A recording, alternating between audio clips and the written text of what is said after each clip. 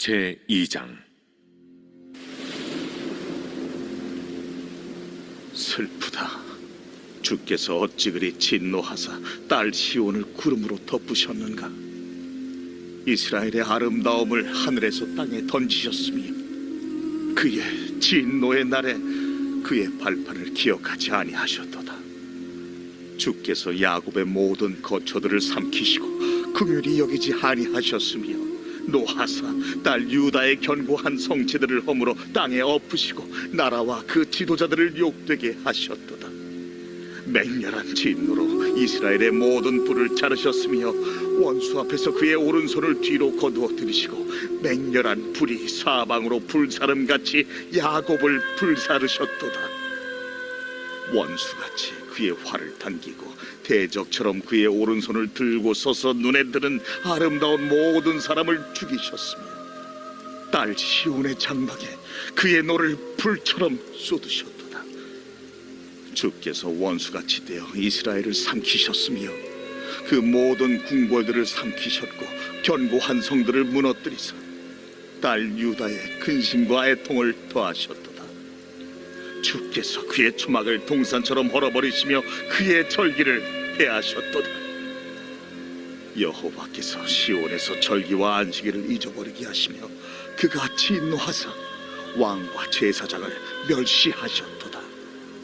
여호와께서 또 자기 제단을 버리시며 자기 성소를 미워하시며 궁전의 성벽들을 원수의 손에 넘기셨음에 그들이 여호와의 전에서 떠들기를 절기의 날과 같이 하였도다. 여호와께서 딸 시온의 성벽을 헐기로 결심하시고 줄을 띠고 무너뜨리는 일에서 손을 거두지 아니하사 성벽과 성곽으로 통곡하게 하셨음에 그들이 함께 쇠하였도다. 성문이 땅에 묻히며 빗장에 부서져 파괴되고 왕과 지도자들이 율법 없는 이방인들 가운데에 있으며 그 성의 선지자들은 여호와의 묵시를 받지 못하는도다. 딸 시온의 장로들이 땅에 앉아 잠잠하고 티끌을 머리에 덮어쓰고 굵은 배를 허리에 둘렀으며 예루살렘 처녀들은 머리를 땅에 숙였도다.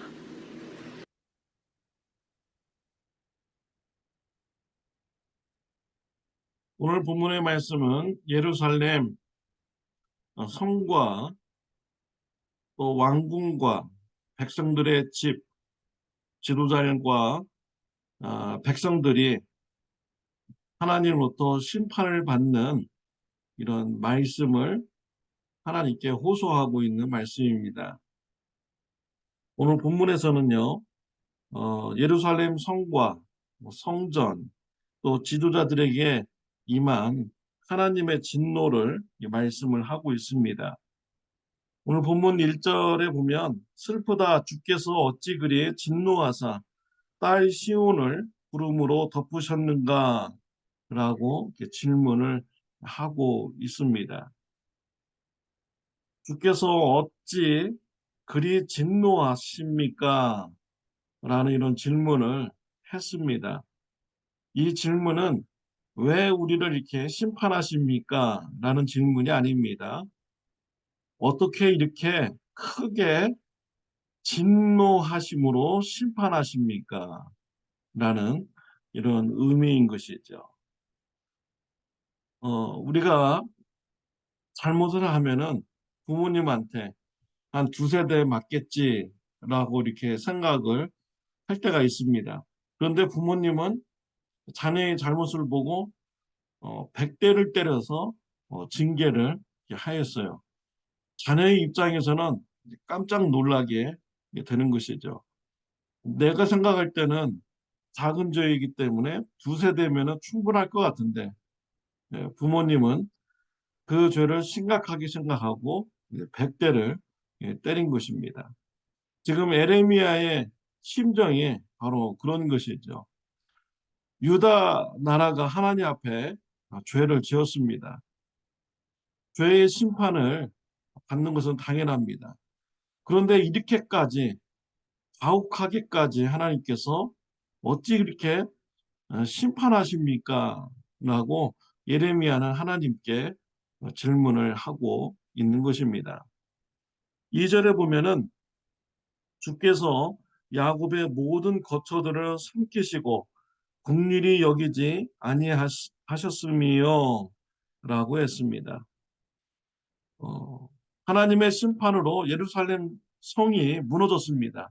그런데 예루살렘 성만 무너진 것이 아니라 왕이 사는 왕의 집도 왕궁도 무너지고 또 지도자들의 집들도 무너지고 이스라엘 백성들의 집까지도 무너졌습니다.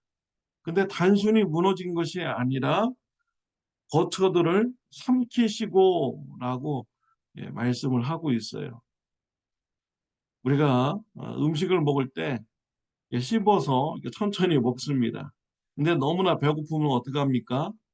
씹지도 않고 물을 마시듯이 음식을 막 넘깁니다. 삼키는 거죠. 그와 같이 하나님께서 예루살렘 성과 왕궁과 지도자들의 집과 이스라엘 백성들의 집을 물 삼키듯이 음식을 삼키듯이 그렇게 집들을 무너뜨리셨다라고 말하고 있는 것입니다. 또 3절에 보면 맹렬한 진노로 이스라엘의 모든 뿔을 자르셨으며 라고 했습니다. 여기서 뿔을 잘랐다. 이 뿔은 정치적인 힘, 군사적인 힘, 또 종교적인 힘을 말하는 것입니다. 뿔을 잘랐다라는 것은 이런 힘을 잘랐다는 것이죠. 이스라엘에서 지도자의 그런 사람들을 모두 다 잘랐다라는 것입니다.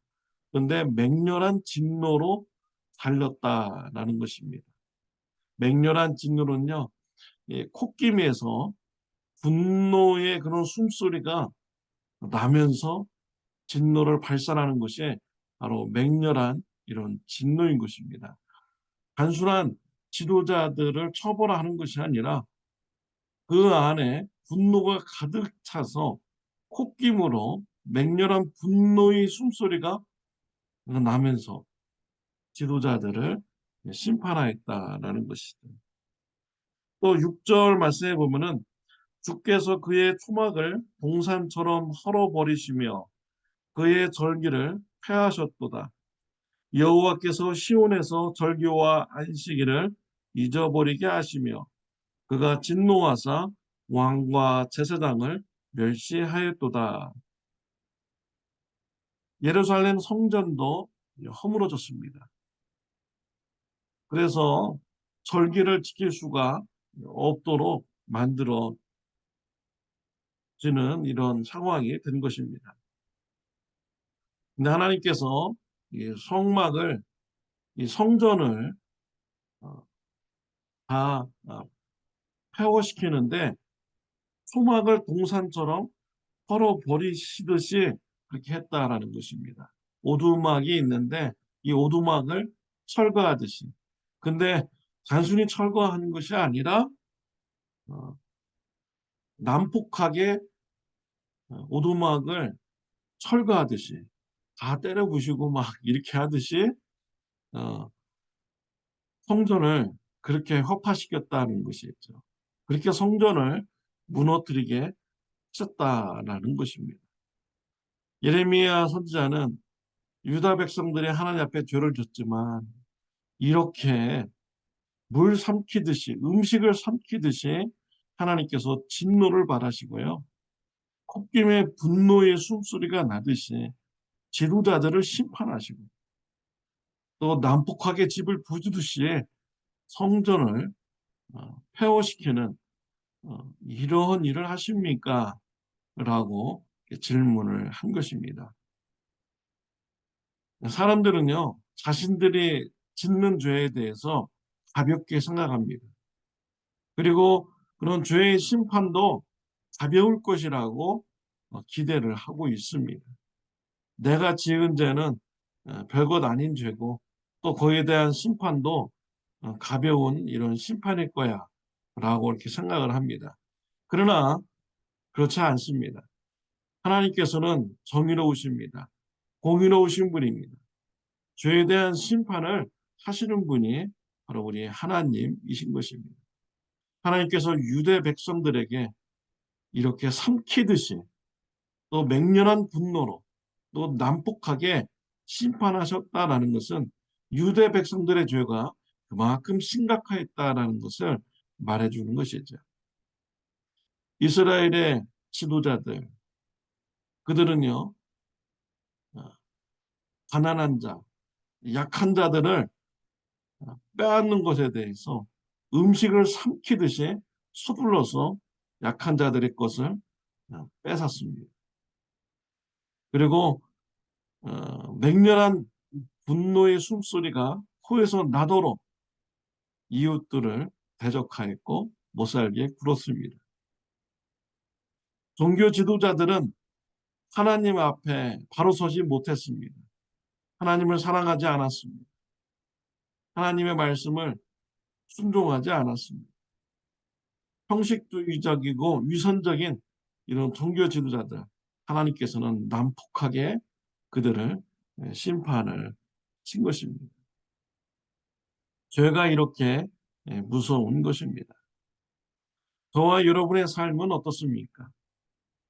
유대 백성들의 부패한 삶과 비교해 보면 저와 여러분의 삶은 어떤지, 하나님의 말씀에 순종하고 있는지, 하나님을 사랑하지 않으면서 가난한 자들, 약한 자들을 짓밟고 빼앗는 불의한 이런 삶을 사는 것에 대해서 발이 빠르고 민첩한 이런 삶을 살고 있지는 않는지 우리가 돌아보아야겠습니다.